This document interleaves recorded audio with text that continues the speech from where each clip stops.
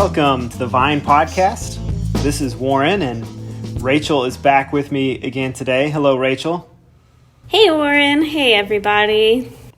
And today we are going to keep talking about rest, and specifically Sabbath and Sabbath rest. And this was, of course, we're going through the 10 words or the 10 commandments on Sundays across a lot of our different kind of offerings and places of gathering on Sundays. And Sabbath specifically is a topic that I think we could have easily done a whole series just on Sabbath and just approached it from a number of different directions and angles. And so I intentionally didn't try to throw everything into the sermon, and especially once the form changed from kind of in-person to video, I even took out more than I probably would have otherwise, just because I think it's, especially with video, the simpler the better, is kind of my thought. Didn't want to go in too many different directions. So if you typically are with us on Sunday, or for those who are members at the Vine, we did have our daughter Isley tested positive for COVID late in the week, so we had to scramble on kind of what that meant for us late in the week. So that's why we made the switch to video and doing the sermon in video form rather than in-person form. But everyone seems to be good at our house now. We're all symptom-free, so fingers crossed that continues, and we're kind of back to the normal rhythm and groove of things soon. And personally, that's helpful for me, because if the kids go back to school, that means I get my rest or Sabbath time during the week when they are at school. So that's nice. But anyways, so I thought that we could spend some time here kind of getting to some things that weren't covered in the sermon, or just kind of extra stuff, because there's so many potential things to cover or discuss as it relates to Sabbath. So that's kind of what we're going to do today. And Rachel and I are going to have that conversation and talk about some different things that we think are important, maybe things that we didn't get to, or things that we maybe wanted to touch on a little more. And so, Rachel, I'm going to let you start. What would you like to add? What was missing yesterday, or where can we start on kind of some other points and places of conversation about Sabbath? You can go any direction, kick us off, and send us in a direction to start this. The first thing that I would want to say to frame our conversation about Sabbath is that I think that God intentionally instituted Sabbath for his people as a way of training them in faith. So for us, I see Sabbath as a school of discipleship. It's this countercultural declaration that God provides for us always, even when we are not productive or working. So Sabbath flies in the face of this illusion of control and runs counter to the belief that the world depends on me, or on my people group, or on my family or my community. And it trains us and disciples us to learn that the world depends on God. And so I think that it has a lot to do with the working out of the faith of the people of God, and training them in believing in the provision and the goodness of God, and in his sovereignty, that when I stop doing all the things that I try to juggle all week long, God is still in control. The world still goes on. And I can look back and say, wow, things were still okay. So I think it's for us, it's an opportunity to realize that I'm not in control, the world doesn't depend on me, and it's a way to grow my faith and to see that God is still sovereign, he is still in control. And so that's one of the things that I practically appreciate about it now, and that I think was part of God's heart and intention for it in the beginning and giving it. Yeah, for me, I think I used the language of less in the sermon, that I think we often think of rest and ceasing from work as meaning less opportunities, productivity, whatever it may be. And I think even kind of after kind of landing on that language and thinking more about it personally, I think for me it feels like where I'm tempted to kind of fall sometimes is that if I'm not productive or if I'm not doing anything, quote unquote doing anything, that it feels like I'm wasting time. And I think that phrase, wasting time, is instructive and informative to how and I think many of us think about what we do with ourselves, what we do with our time. What does it look like to have a quote unquote good day or productive day? And I think even, reading a lot of other people's thoughts on Sabbath the last week or so, the idea of time does come up a lot. And this idea that it was God's invitation for Israel to be kind of on his time and not worldly time, not their own time, whatever it would be. And so time came up a lot. And just thinking about the ways that we talk about time and the language that we use around time as if it is something that we can waste or something that we can use poorly, and that we do talk about time in a lot of the same ways we talk about money, I think, which I think is part of the reason I wanted to use investing language in the sermon too, that we do talk about it a lot of the same ways we talk about money. And we even say time is money. Like even that saying itself is something that is part of our culture. And so we do have this thought that if I'm not doing something with it, then I'm wasting it, that I'm losing something. And I think, just flipping that mindset seems to have a lot of opportunities to reset many of the thoughts that we have about the world and ourselves and our place in it, and so many things that we probably don't even realize until we can put that into practice well. And I say that so because I'm admittedly not there yet, so I don't even know that I could theorize what all it would impact to be able to make that shift well. But it's something that I'm getting better at. And like I said, now that I've even found it this school year so far, now that this is the first year that both of our kids have been in school. And so I typically have one off day each week, and now both of our kids are in school, so it really is more of an opportunity to say, okay, I've got some time here where there's no kids. I can not think about work stuff today. So what does that look like? How do I need to spend my time? What do I do with my time today? And so it's been interesting just thinking about those things so far this school year, and I think it connected well, at least for me personally, with this conversation. Yeah, time is part of the gift. And really, we can think about it as that God has given us time. Like, all of the time that we have is what God has given us. It has all come from God. But He asked us to dedicate a portion of that time with intentionality and specificity to rest, to worship, or to cessation of the normal grind and grudge of the day-to-day week. And so I appreciated that you brought out the gift language, that this is something that God's people have appreciated as a gift given to them and as a blessing. And how amazing. Like, it's like, if we think of our bosses, it's not that normal for them to be like, I specifically need you to take an entire day where you don't work on this project or whatever, Yeah, and I think that's part of the reason that I think the gift language was important and impactful for me, because it does feel almost like, it's certainly not even the picture that I think we get of God when we think of the Ten Commandments a lot, right? If you think of the Ten Commandments as these like rules that I have to follow, but like one of them is like, you should just take a day where you don't do anything. Like, it feels almost too good to be true or something, that this would be a big deal, that for a day each week, I don't do anything. That, like, it almost feels like, so what's the catch?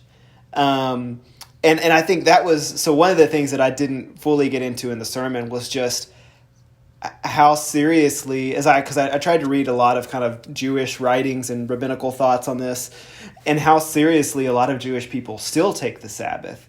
And even like there's a rabbinical thought that the pulse of a person changes on Sabbath because of the extent to which the rhythm of life and the rhythm of your day changes, and you're doing things so differently than what you do the rest of the week, that even your pulse changes, that there's a physiological difference in your body for that day. And then there's this other thought that I ended up coming to later in the week, that this is something that happens occasionally, I feel like, where I'll read something or have a thought late in the week, like leading up to Sunday, and kind of think, all right, I don't have time to flesh that out or to fully understand it or work it into the sermon before Sunday, but that's interesting. And so I don't really have a place for it right now, but maybe there's some place to come back to it later. And so that happened this past week, thinking about Sabbath. Because one of the things I ended up reading about or learning about that I never really heard before was this idea that there's a Jewish thought that the Jewish people, or I guess you could extend that out to any kind of Sabbath observer or whatever, that the Sabbath observer gets an extra soul on Sabbath. This like divine soul that they acquire, or they are gifted, I guess you could say, on Sabbath. And so, for instance, there's this traditional Jewish ceremony that closes out each Sabbath that is performed in a way that kind of differentiates the holiness of the Sabbath day from kind of the ordinary nature of the rest of the week. And so, according to some Jewish mystical traditions, you're given this extra soul on Sabbath, and that during the closing ceremony or sorts of this kind of activity at the end of the Sabbath, the extra soul is relinquished in the hope that next week when Sabbath returns, this divine soul would return to you. And so it's this very, like, on one hand, very spiritual experience that also is kind of thought to very much just affect your physical body and the way that it functions. And I found those things to be just really interesting and fascinating, regardless of kind of what you think about them. I think it shows that's how seriously a lot of Jewish people who still practice this think about what's happening. And again, that it's more than just like a good idea, that it's something that is essential to who you are and your connectedness to God. Wow. That's much more dramatic language than I've ever used to think about the Sabbath. But what I would say is maybe a different mindset, that if you observe Sabbath, that this could be a day that you approach with a different mindset. It's not, you have different goals on this day, and maybe it's just not having any goals. To set aside the normal rhythms of productivity and maybe commuting to work and answering emails and all of those things. Just a different pace and a different rhythm. And I could say that, yes, I think I experience the different physiology. It's probably different being a minister, but maybe like from the afternoon, like once you know, like, okay, like Sunday worship and all of those responsibilities are complete, and then kind of moving in to the afternoon time, I think that I do experience a different physiology and have at different moments of just kind of like that release and breathing, and something that I think is helpful to me and that is important to clarify when we talk about Sabbath with children and with youth is that God didn't rest because he was tired. God was not exhausted at the end of creation. Whew, that was too much. Yeah. Oh, man. Like, I really got to take a nap. Like, Scripture also teaches us that God does not grow weary. He does not tire. He does not sleep. You know, he always hears our prayers, all of those things. So God's rest was out of joy and out of fulfillment of a job well done. And so I think that part of the struggle for us with Sabbath now is just feeling like we're playing catch up all week long and that we can never get all the work done. So we don't deserve a Sabbath. We don't allow ourselves time to rest because we feel like we didn't accomplish enough during the week in order to merit getting time to rest. And God says that's exactly the point. You don't deserve this. This is a gift. This is a grace. You should have to work for everything. And I think that this is a theological metaphor for our salvation. that we do good works and we work for the kingdom of God, but even when we rest, we are still secure in our salvation in God, and it demonstrates that it depends on the work of Christ and not on our own work. And so I think that even if you feel like you don't deserve it, God has given it to you and you need it. And if you feel like you can never get enough done and you're wasting time by resting, then probably the best way to like overcome that pattern of overexhaustion is to rest and to create a rhythm, a regular rhythm and observance of rest, which might in turn help you to be more productive during the week, which is something that I experienced in college and in seminary. I would not do any of my papers or my readings or homework or anything on Sundays. And I would see my peers going to the library and stressing out and studying for tests and trying to write their papers. And I was just like, no, I'm not going to be part of that. Like, it's just going to be different for me. This is a gift God has given me and I want to rest. And so I would take my naps on Sunday afternoons, and I just wouldn't think about school, spend time with my roommates or my church family, after worshiping and everything in the mornings.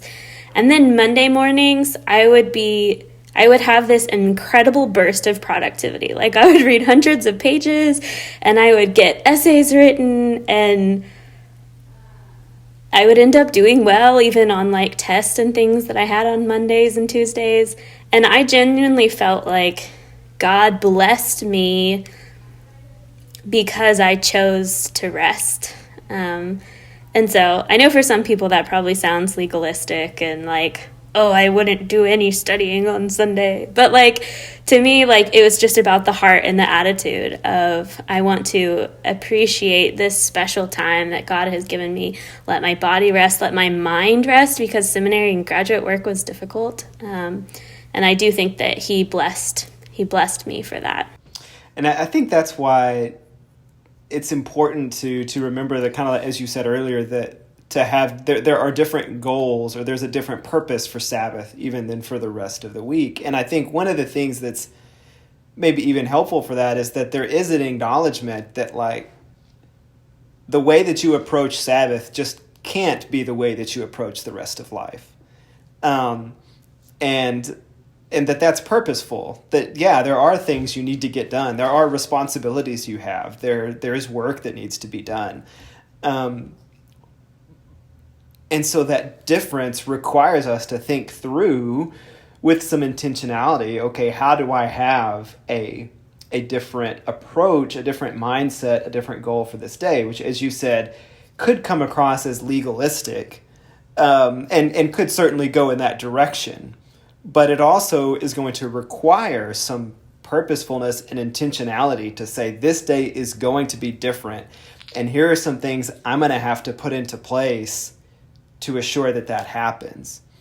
And so, again, thinking through kind of, so how do Jewish people today approach it? One of the things that I read was saying that, like, a lot of rabbis will say that it's even, or at least some, I don't want to pretend to now be like an expert on Jewish thought about this, but one of the things that I was reading was making the case that even like turning on a light switch is a creative act that is not allowed on the Sabbath in some kind of lines of thinking. And so, again, I think that's a way of, you could say that's legalistic, like, well, that's not that big of a deal. Or you could say it's treating it with great respect to say, I'm going to just have such a different attitude and mindset that anything that would be seen as some type of creative act or creative doing is not going to be something that I pursue on this day for a specific reason. And so, again, like we can turn anything into legalism, and I'm not suggesting necessarily that you do that. Don't even turn on the light switch on your Sabbath time. But I think it helps to think through, how do I approach this in such a way that puts me in a different mindset and that changes my approach so that I am able to receive it for the gift that it is, and then re-enter kind of the rest of life, as you said, ready to go and full of life and renewal and all those things that it's designed to accomplish. Yeah. And then you have Jesus, coming in and saying, you should do a lot of things on the Sabbath. Not necessarily a lot of things, but like you should do good. Like you should help those in need. You should care for the poor. Like you're hungry, pick some grain. A cow has fallen in a ditch, pull it out. Like this man's hand just shriveled, I'm going to heal it. And so I don't necessarily think it's about not doing anything, but I think it's shifting your mindset toward worship, toward justice and mercy, and toward caring for your body. Like it could even be kind of like a check-in with yourself or with your family of like, how are we doing? Like, how is everyone feeling? Are we exhausted? And so I think Jesus's radical demonstration of what Sabbath was it was actually so difficult to the people around him that they literally tried to kill him after that. But I think that he calls for some balance and some radical reimagining of what Sabbath is. And that's a time to also to reach out, to show mercy and to care for the poor. Yeah, that's great, because I think we can read Jesus's Sabbath actions and comments in a way that sort of confirms or affirms this idea that we don't need to observe Sabbath. Like if you're approaching the Gospels from that standpoint, to say, okay, we're not under Sabbath law, I think you can read what he's doing as almost him critiquing the very construct or nature of Sabbath. But as you said, I don't think that's what he's doing at all. Instead, he seems to be deliberately critiquing the leaders' approach to Sabbath, and I think even more deeply the ways in which their kind of their approach to Sabbath, which did seem legalistic to some extent, and to kind of critique the ways that was seemingly disconnected from the rest of their life and religious practices in their heart. And I think that's kind of what he's trying to call out. And to your point, to what you were saying, there's a quote in one of the books that we've been reading over the course of the series. It's called The 10 Commandments by Peter Leithart. And he says, so this is a quote about kind of Jesus and the Sabbath. But he starts by saying, Torah calls Israel to justice, mercy, and faithfulness, a Sabbath way of life. From this, it's clear that Jesus never broke Sabbath or made exceptions. Jesus keeps Sabbath by giving relief to the distressed. Pulling an ox from a ditch isn't an exception to Sabbath rules. It fulfills Sabbath by giving rest to a suffering ox. And I love that way of thinking about it, and remembering that in the Sabbath command, they're commanded for the animals to rest too, that no one is to work. No people, even servants, foreigners, whoever. The animals are supposed to rest. The land rests. Everyone and everything gets to rest on the Sabbath. And so I love that idea that helping another person or another animal or serving someone else on Sabbath is a way of allowing them to practice Sabbath in more meaningful ways as well. And that does seem to be a radical shift that Jesus is making, that turns Sabbath more communal in nature, when it could be viewed very selfishly almost, to say, well, it's too bad they need help. It's my Sabbath. I can't do anything. Yeah, exactly. I think that's Jesus's point when he talks about pulling out a sheep that's stuck, and he says, like, how much more worthy, or how much more worth does a human being have than a sheep? So Sabbath drives toward this point of justice. And so it is about caring for ourselves and making sure that we're rested, but it's not just about my rest. It's about the rest and well-being of the community. And so it's a communal collective cessation of work that serves to be an equalizer. So the poor and the rich and the slaves all rest in, as you said, the animals and the land. So Sabbath is a statement from God showing that no person is more important than any other, and no person should ever be oppressed or overburdened with nonstop work. And so I think part of what the calling on us as Christians, and maybe this is not just like a Sunday or a Saturday thing that we do, but part of our lives in living out this commandment is considering ways in which we can improve the quality of life and seek the well-being and rest of our neighbors. And so what are ways that I can make sure the people in my community are able to rest? When I assume that, every business should function all the time when I want it, I'm likely depending on those who are filling those jobs, which are more likely to be in lower socioeconomic status. Are there ways in which I can promote rest for them? One other thing that I didn't get to in the sermon was just kind of to go along with that idea of promoting rest for those around us as well, is just this idea that just kind of a reminder of how important this whole concept would have been to a group of people who were formerly enslaved. And I think it's really important, I think, to remember that context for the original kind of word or command that's given to these people. And to remember that they were already practicing Sabbath. We know that this was already something that God had instructed them to do before they get to Sinai. And so, for instance, when God gives them manna, they're told to only pick manna for 6 days. And on the seventh day, on the Sabbath, they aren't to pick manna. They're to trust that they're going to gather enough the day before, that there's going to be enough to provide for this day where you don't do any rest. And that probably is kind of the biggest description that we get for the Israelite people of them practicing Sabbath before we get to Sinai. And I think one of the things that, for me, one of the reasons that's interesting is because this command is given in remembrance language, whereas the other words or commands aren't. And so it does seem like this is a reminder of, hey, you need to still be doing this. And I think the remembering language is interesting here. And it's something that they were already doing. They had already been instructed to do. And then in this kind of list of 10 things, God says, and remember to keep doing this. This is something you need to keep doing. It's important. And so I think that makes me think about things like, how do we remember, and what does remembering look like? And that we do often remember by enacting that in what we do, or in what we don't do, in what we abstain from doing. And that we often enact remembrance. And it's not just a mental thing, or it's not just a theoretical thing, but it's something that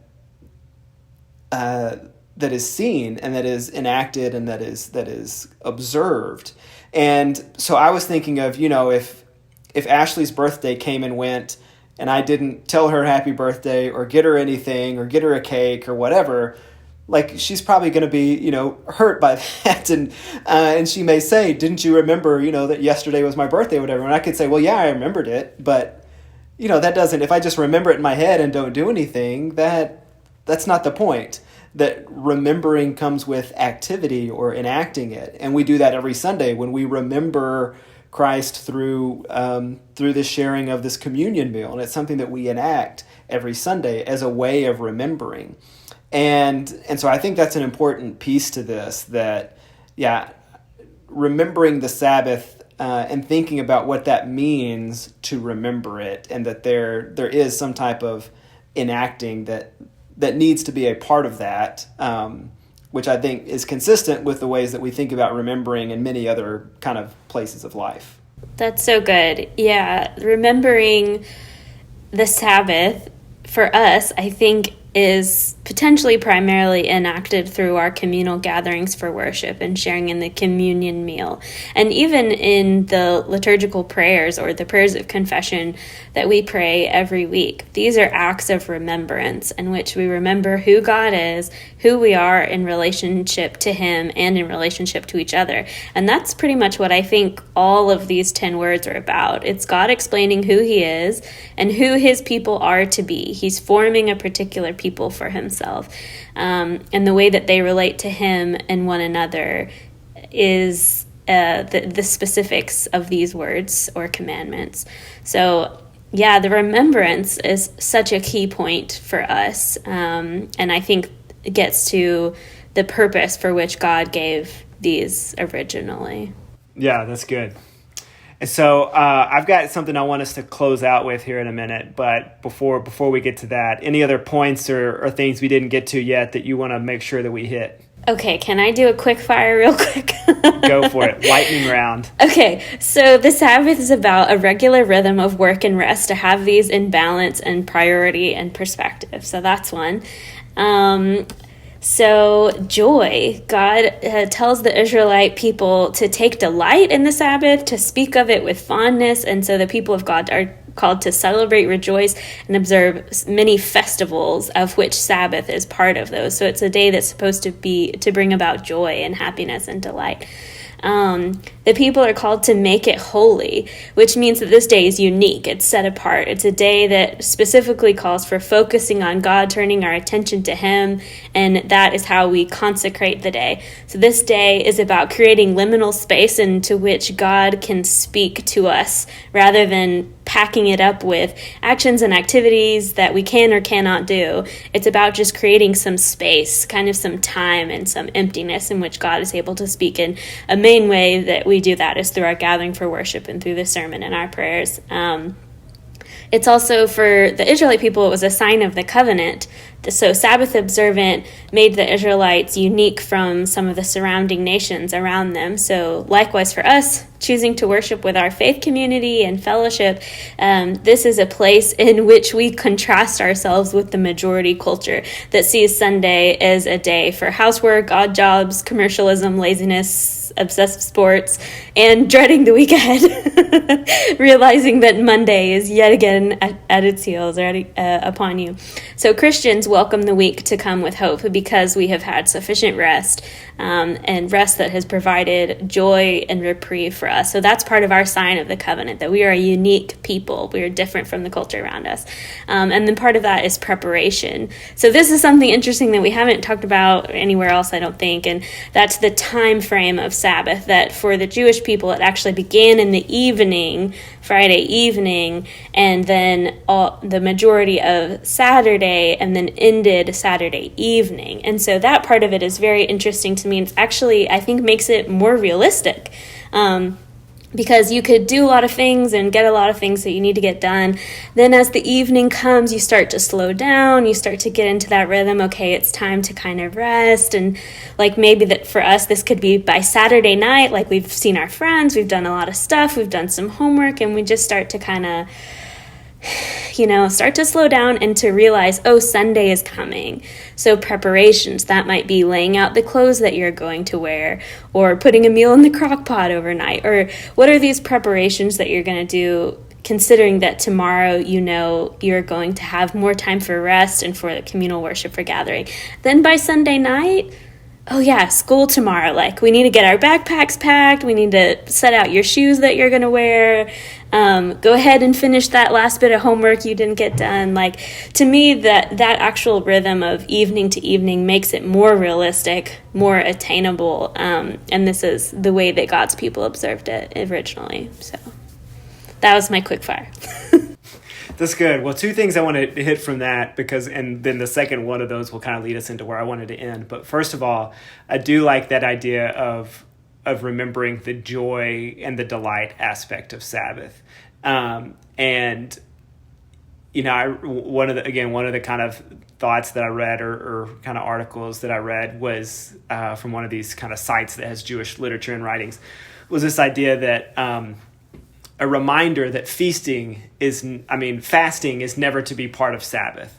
That Sabbath is this time of eating and celebration and joy. And even one of the thoughts that I read said that that there's a thought that many people are encouraged, that married couples are encouraged to have sex on Friday night. In Jewish culture? Yeah, which I had never heard before. And so I don't know, again, you don't know, different rabbis have different kind of teachings and thoughts, and we could get into, I'm sure there would be different thoughts if you really wanted to walk down that road of whether that is a creative act, but that can be a conversation for another day.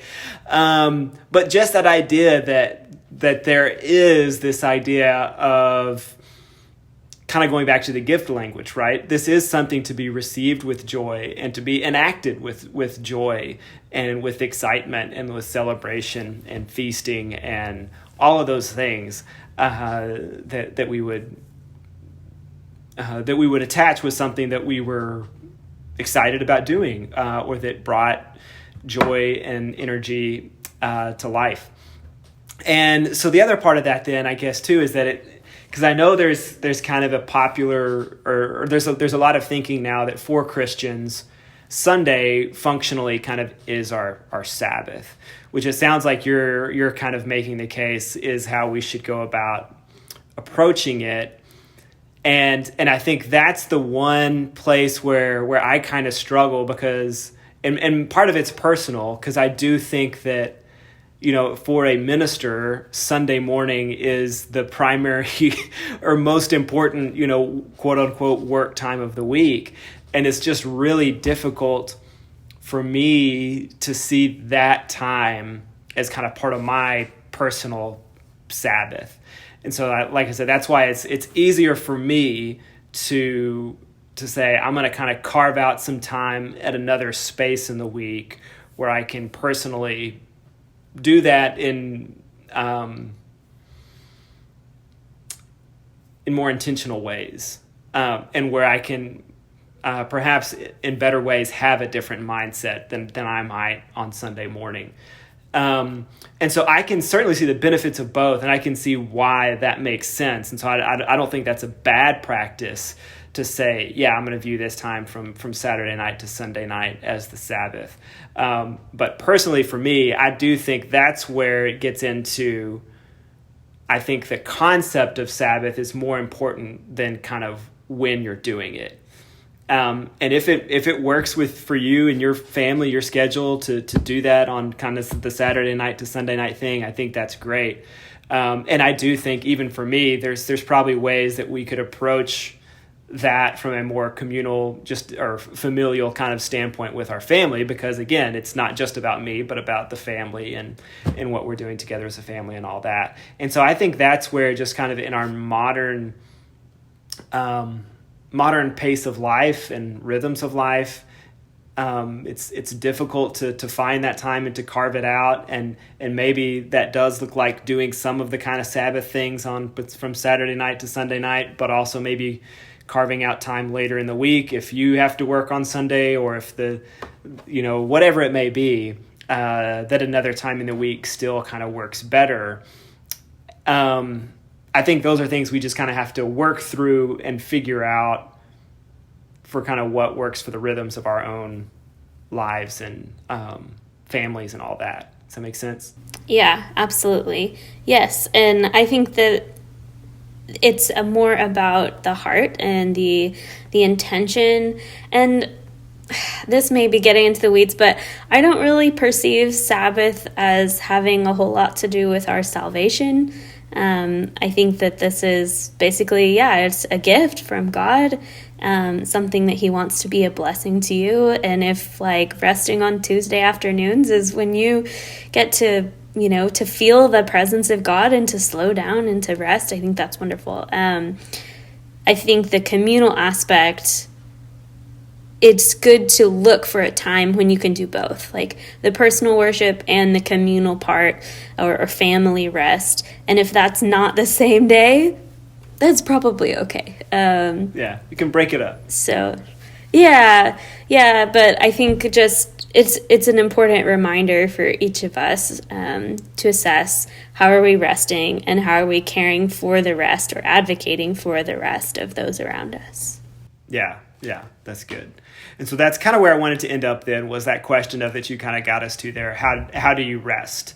And so I wanted to think about that a little bit at the end, with maybe just kind of thinking through that question, or tips, ideas, whatever. What would we do? And so, one of the things that I know you and I, Rachel, have talked about in some other places is just not even opening email or kind of maybe even if there's a computer or a device that you typically use for work, if you're trying to spend a day in Sabbath rest, either intentionally not opening that device or closing your email or whatever else would be kind of work related if there's something you have to do for some other purpose on that device or machine.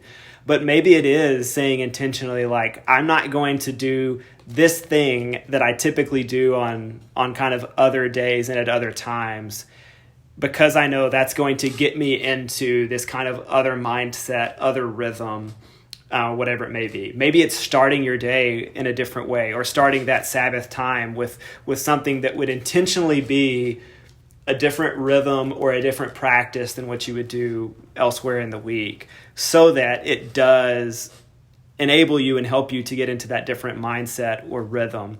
So I want to talk about maybe just a few other things like that as we close out here. So what would you add to that list, Rachel, of how do we rest, and how do we approach that with a different mindset and with different goals, and what are some practical things to help us do that? Yeah, maybe it would be helpful for each person to kind of write out a brainstorm of things that they know are restful for them, because for each of us it might be different. And maybe also to consider what relationships do you need to nurture, and how might you be able to have time for that and on a particular day, intentionally, to know, like, this day I'm going to make sure I call this person. Or, like, for me, like, just to sometimes to have lunch with Hezi is like a gift, because we don't really get that during the week. Or taking a nap. That to me is almost like a discipline that I used to be in an excellent rhythm of, and now it's more difficult because I'm not in a rhythm of it. But yeah, taking naps, or like dancing, like putting on a song that you like and dancing. Absolutely. Like, dance can be restful. That can be like part of the physiological, like something that's different or unique. Whether it's lyrical or hip hop or whatever, like just to like move your body, or like yoga type of movements and stretching, or going for a long walk in nature, or exploring a new place. I think anything that would help you to breathe, to enjoy, and to experience God would be a good way to spend Sabbath time. Yeah, that's good. And I think too, maybe even thinking about, this is something I've even tried to incorporate into kind of my work days and stuff, is to think at the end of the day, think about, okay, so what do I need to do by the end of this day so that I can be fully present at home and not still be kind of in work mindset? And so, yes, you kind of talked about preparations for Sabbath, and that there were a lot of things that the Jewish people would do in advance of Sabbath to prepare and to get ready so that they wouldn't have to work on Sabbath. And I think that's a similar probably thing for us. What do I have to do beforehand so that I'm not thinking about schedules during my Sabbath rest, that I'm not using my Sabbath rest to plan out the rest of my week and to make lists and to kind of do that. And so maybe there's things you can do in advance of that, or things you can do to kind of shut that part of your brain off for that time. I think those things are important too, so that we don't because once your mind starts going into everything else you're going to need to do with work or school or whatever else it is, then it's like we're bringing all of that potential stress and we're bringing that potential stress into our Sabbath time, and we're probably not switching mindset as much as would be best for that practice and time. Yeah, and I would say I do think Sabbath is a discipline, and what I mean by that is that it's not something that comes naturally. It's something that you develop and grow into. And so I would say, like, if you were like, oh, I wasn't going to check email, like I failed at Sabbath, I don't think that would really be helpful. I think just to have grace for yourself and to try and set boundaries, but to experiment and to learn what is restful and what's a good rhythm for you, and to be okay, like if you didn't stick to it perfectly, but to realize this is a process that could grow and develop over the course of your lifetime. And so you might struggle more in the season when you have young kids, and that's okay. Or you might be better at it in different seasons because of different circumstances. And so I think it's good to try it out and maybe like give yourself a challenge of like 3 months or something, like we're going to be intentional about Sabbath and just see what happens, and see if you experience the blessing of God on that, or if you're able to reach out in justice toward your community, or to have more healthier relationships in your family, and just see what happens. Yeah, and to go with that, I think too, especially if this is not something that you have been accustomed to doing, that it may be helpful on the front end to set more boundaries, or kind of, I don't know if regulations is the right word, but kind of more than you would think would be necessary on the front end. And as you said, not that you would beat yourself up or kind of feel like you failed if you didn't meet all those, but because of kind of, I think it takes a lot of intentionality to break us out of kind of our typical routines and habits. And so if that means I've got to set up kind of more structure or more boundaries than I think may be necessary, I think that can be good on the front end to say, yeah, I'm going to need to do this to really pull myself away from this. And then, as you said, to experiment, see what works and what doesn't, what helps me to be restful and what doesn't. Or like, where in my life do I find myself kind of pursuing something because I think it's going to be restful, but it never really is. And so like, I know we talked about this again in kind of another conversation about even something like Facebook, that sometimes we may use something like Facebook telling ourselves it's a way to relax or to kind of disconnect from work or the rest of the day or whatever. But like, just to do a check-in after that and say, so how did that make me feel? Does Facebook accomplish that for me? Or is it a way that does have value in my life of keeping me connected to people and circumstances and organizations or whatever, but it's not restful and it's not something that I need to be pursuing in what I've carved out as my Sabbath time? And so I kind of vaguely referenced some of that, I think, in the sermon, but that would be, I think a specific instance of kind of part of what I was referencing in part of the sermon was that there may be things that we tell ourselves or things we do for enjoyment or rest, but they don't actually always provide that. I think even like watching sports used to be that for me. I've gotten better at just watching sports for kind of enjoyment or relaxing. But man, like in the past, if my team lost, yeah, I would just be so distraught that I was like, well, that wasn't restful. Like I just chose to invest all those hours in this as a way to relax, and now I'm angry and anxious and worked up, and like this is stupid. Yeah. And so I think I can engage it more now from a purely entertainment, relaxing way. But I think those things are helpful to think about. What does with some of these things that I'm doing in life, are they accomplishing what I think they accomplish, or are they not? Yeah, and so not everything has to be restful, right? Right. But the things that you are intending for them to be, I guess it's good to evaluate, is it actually? Right. Yes. Yeah, I think that's good. All right. Well, we kicked a lot around today. Thank you for your thoughts, Rachel. It's always good to hear your perspective and the wisdom and perspective that you bring to these conversations. So thanks for joining me and for kicking around Sabbath and rest, and hopefully we can all find time to do some of those things in the coming week. Yeah, thank you. You too. Good conversation. Bye, Viners. Well, we usually close in prayer. Do you want to close us in prayer? We could have just let it end with bye, Viners, but we'll leave that up to Jason in the editing. Jason, you can leave this in or take it out. But okay, Rachel, why don't you close us out for tradition and rhythm's sake? That's right. Lord, you are so good. We worship you and thank you for the many gifts and blessings that you give us, and thank you that rest is one of them. Show us how to find that rhythm of rest. It's restorative, renewing, and that reconnects us with you. It's in Jesus' name we pray. Amen. Amen.